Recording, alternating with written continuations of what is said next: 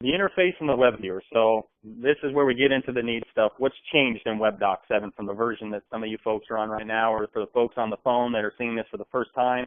WebDocs has a little different look and feel as far as the interface goes. I'll walk you through some of the changes, but I do want to touch on just a few PowerPoints here to give you an idea. So as you can see, this is WebDocs version 6, which I assume looks familiar to maybe you folks out here that they currently use WebDocs. So in the past, our interface was very icon and text-based. You had a lot of icons floating around. You'll see on the left-hand side, you had your icons. You also had, you know, the text-based. It was just a fairly busy-looking screen. Well, the whole focus of WebDocs 7 was to make it a more engaging experience for the end user. So what does that look like now? Obviously a different color scheme that you can see here now, but we've categorized all those icons. Instead of having those 50 floating icons at the top, now we've condensed that into a select few options that have drop-down menus that just free up more space on your screen, make it a more user-friendly experience. Let's just do a little contrast and comparison here. Old version, new version. Old, new. A or B? That's like I'm an eye doctor, yeah. So a much more engaging interface for the end user in WebDocs 7. The other thing that we were asked for all the time in WebDocs version 6 was to be able to edit grids. I know this is a pretty colorful screen and you probably can't make out any of this, but when you do your search results and bring back your documents, everybody would always write in and say, you know what, we want to change stuff on the fly. I want to be able to edit these grids or move them around and have WebDocs remember next time I log in, you know, what's important to me on my search screen. So I'll show you that real life here, but I do want to touch on that there are editable grids, search results grids now. You can also, in WebDocs 7, search in your assignments page. And I don't know, do any of you use, I know you guys don't use workflow. Do you guys use the WebDocs workflow piece, or is it view retrieve for the most part? Okay. So for those of you on the phone or for those of you folks here in the room, one of the strongest features of WebDocs is our workflow utility. If you don't have workflow, for folks that you would be looking to purchase WebDocs, but you might as well get workflow right off the bat. It's really going to streamline your processes. I'll show you some workflows. It's a very intuitive. You can create your own workflows, but it's just going to streamline a lot of those processes in AP, HR that you have just to eliminate that walking from desk to desk or manually emailing documents out.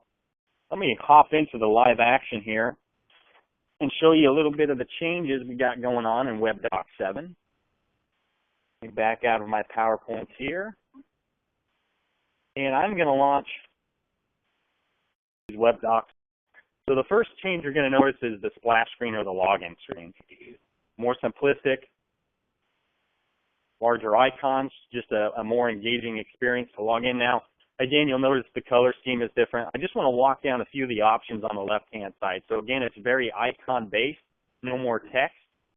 And we'll start up here. This icon here is the workspace. So this should not be, a lot of people don't use a workspace, and I want to emphasize it can be a very useful place for the end user to go. So the workspace is a customizable dashboard for each end user to make their own. It's meant to make the end user one click away from wherever they need to be inside of WebDocs. So I want to eliminate having to choose any of these icons over here, and I want to put all of that functionality on my workspace. Now, we can't put every piece of functionality on the workspace, but we can put a lot of it on this workspace. So what the workspace is, it's full of widgets. These are widgets. I can move these around. I can change the color schemes. It's just a customizable place for me to be one click away from wherever I need to be. So I can quickly access the projects in WebDocs that I have. I can access stuff that's on my clipboard. And I'll talk about the clipboard for you folks that are not familiar with the clipboard. Access some recent files that I've been inside now. I can close these. I can clean up my dashboard. I can add different widgets to my dashboard. I can also suggest a widget. So you'll see that link down there. It emails the team, and you can say, you know what, build me a widget. I want to see all my assignments that are 5 days old, that have an amount of $5,000 or more. We can get very creative on the different types of widgets that we can build, and we can place those on each end user's dashboard, again, to make them one click away from wherever they need to be. One widget that I always just like to touch on because it's probably the most frequently used is this visual assignment. So I talk about workflow and how imperative it is to have workflow inside of these WebDocs. If stuff gets passed to me through the WebDocs workflow, I can have those show up on what we call the visual assignments widget. So in the past, in WebDocs 6, I would have to go over here to my assignments icon, and I can view everything that's been passed to me, and I can pass them along that way. But with this visual assignments widget now, I can quickly see the documents that I have passed to me, and it's a little laggy there, but I can approve those right from this widget. I don't have to launch the viewer or open those up. Right from my visual assignments widget, I can quickly pass those along. I briefly talked about the assignments icon here, but as I get invoices or HR files or whatever type of document passed to me through WebDocs, it shows up on my assignments. You'll notice one small change is we have dropout menus now. So in the past, in WebDocs 6, if I were to hit my assignment screen, we wouldn't see this. But this allows me to quickly go to the workflows that I need inside of WebDocs to see what assignments I have that's been passed to me. So in this case, if I wanted to view this document passed along the workflow, I could hit my view document here, or I can select it, and it gives me my workflow options here. So in the past, for those of you that had WebDocs 6, you'll remember if you were to select an assignment, you would have a box appear here that gave you your assignments. That's no more. It's now up top. Let's get into some of the search functionality itself is the same as far as how you're going to search and retrieve your documents. The thing that's different that I want to talk on is the editable grids. So if I do a search here, and I'm just going to do what we call a wildcard search and bring back all my HR employees files. Notice here I've got a handful of files, but if I wanted to move these around, maybe employee ID is not important to me. I don't want to see that first and foremost. I'm just going to move that behind, we'll say, social security number. And WebDocs is going to remember next time I log in that this is the order I want to see these in.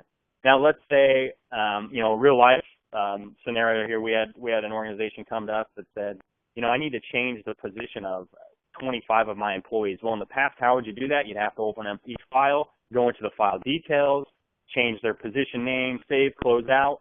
If I want to change now all these to a sales manager, I can quickly do that right from this grid. And when I click off of it, it's going to prompt me to save it. So if I click off of it now, notice I can discard that change or I can save that change. And I can quickly go through as I tab through these and just change these and save my changes. So it may seem like a small change, but something that was really asked of us at WebDocs to do, and so we've done that. So I talked about adding a few features to WebDocs 7. It wasn't like past versions where we released all kinds of bells and whistles. We really focused on speed, stability, and we picked and choose the pieces that we really need to change that users have been asking us for that really makes life easier inside of WebDocs. The other big change to WebDocs 7 over 6 is the indexing queue. So if you're not familiar with WebDocs, the indexing queue is a holding spot to hold documents to file away at a later time. So I always use the automotive industry as an example. I work with some auto dealerships where they've got mechanics out, making repairs on cars all day. Well, at the end of the day, we just want those mechanics to walk up to the scanner, hit the scan button, and get back to work. We don't want them in WebDocs trying to file those repair orders away. So what we do is we spit everything to what we call this indexing queue where, God bless, Susan in the morning has to log in and go file away all those repair orders. But Susan knows what she's doing inside of WebDocs, so she can open these up, file them away where they need to be. We don't want those mechanics out there trying to file away their repair order. So it's a holding spot. Once documents hit this indexing queue, they get OCR'd, and they match any templates if there's templates set up. So I may not have to touch the documents in my indexing queue. They may get filed away automatically if WebDocs recognizes that, okay, this is an invoice from ABC company. I've seen this before. Let's grab the piece of information and file that away. Now on that point, this is a new feature of WebDocs as well. We now have a quality control tab. So in the past, in the indexing queue, yes, it would match a template. You could manually index those, file them away. But we were asked a lot, I still want that one more step to make sure that Susan's filing these away properly. So once I can select an option to have all these documents in WebDocs once I file them to go to this quality control where somebody else can go double check that the documents were properly indexed. And they can do it right from the grids here to make sure that all this information was filled out. In this case, I know that, Bill or Susan didn't put in a vendor, so I can quickly go change the vendor if I wanted to and make that change and file that away. The other really neat feature of WebDocs 7 in the indexing queue is in the past, you'll notice if I click on one of these documents, you're going to see down in the bottom right-hand corner, there's actually this is a 3-page document. Well, what you'd have to do in the past inside of WebDocs, if I accidentally scanned in a multi-page document, I couldn't break those pages out in the indexing queue. I had to delete it out of the indexing queue, go back to my scanner and say, scan single-page images into the indexing queue. Well, now in the indexing queue, if I've got a 3-page document and I want to split those apart, I can just click on whatever document it is I want to make a new file with and just drag that here. And it automatically splits that file apart for me.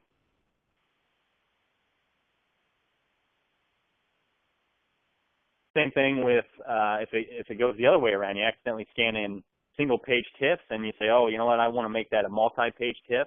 I can select the document here, and I can add pages to that document to make it a multi-page document.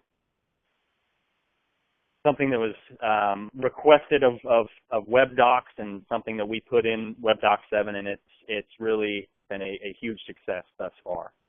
So the indexing queue, for those of you who are familiar with WebDocs, got a very different look and feel. For those of you that are not, for those of you that are on the phone that are not, you'd experience the best and brightest right away. The clipboard. This has not changed as far as the functionality, but I do like to touch on this to get you familiar with what the clipboard is. If you're not using it, the clipboard is a spot to pass documents between WebDocs bound users. So if I put on my clipboard, the Matt John, I'll go grab the Matt John's HR file, put it on my clipboard, and shout down the hall to Bill, hey, Bill, go check out your clipboard. I put Matt's file on it. I want you to review his, his whatever it is, his IT checklist to make sure his phone's set up. When Bill logs into WebDocs, he sees Matt John's file on his clipboard, so I can share documents from person to person with my clipboard. Real life example how I see this used as well is in the AP world, the auditor, he or she comes in, needs to see that 30 or 40 documents to perform that audit. What I'll do beforehand is I'll go find those 30 or 40 documents and use WebDocs, put them to my clipboard, and then give that auditor a username and password, call it auditor. So when they log in, they only see this clipboard icon on the left-hand side. They don't see the assignments or the magnifying glass or any of the reporting capabilities. All they see is this clipboard.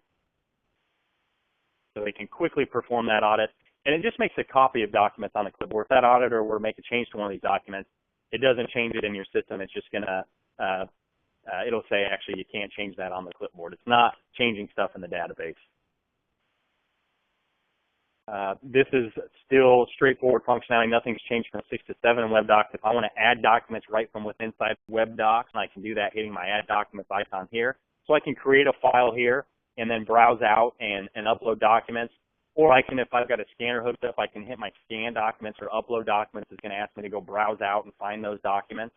Now, when I hit the Scan Documents or Upload Documents option, it spits them into this indexing queue for me to go do that point-click indexing or manual indexing or matching to a template. I'm going to save reporting to the end. The reports have gotten a lot more robust inside of WebDocs. So in the past, you could always track who's viewed a document, who's edited a document, who added a document. You have those reports at your fingertips. What we've done in WebDocs 7 is we've made what we call predictive reports. So now I can run reports to see not only how many invoices are in my system, but how many invoices are in certain steps in the workflow, or how many days it's going to take to process invoice based on historical data. So I can quickly predict, where bottlenecks are in my workflow processes, or, what I have out there that's pending that's going to be paid. So I'll show you that and go in a little more depth later on that. As well as forms, I'll save that. I've got a section just to talk about forms, but one of the difference between 7 and 6 in WebDocs is you can generate forms right from this icon here, as opposed to opening up a viewer and then having to generate that form, and I'll touch more on that. And then lastly here, you've got your recycling bin. One last chance to actually delete something, or you can restore it back to where it needs to be inside of WebDocs. So that's just some user interface changes that we've done in WebDocs 7.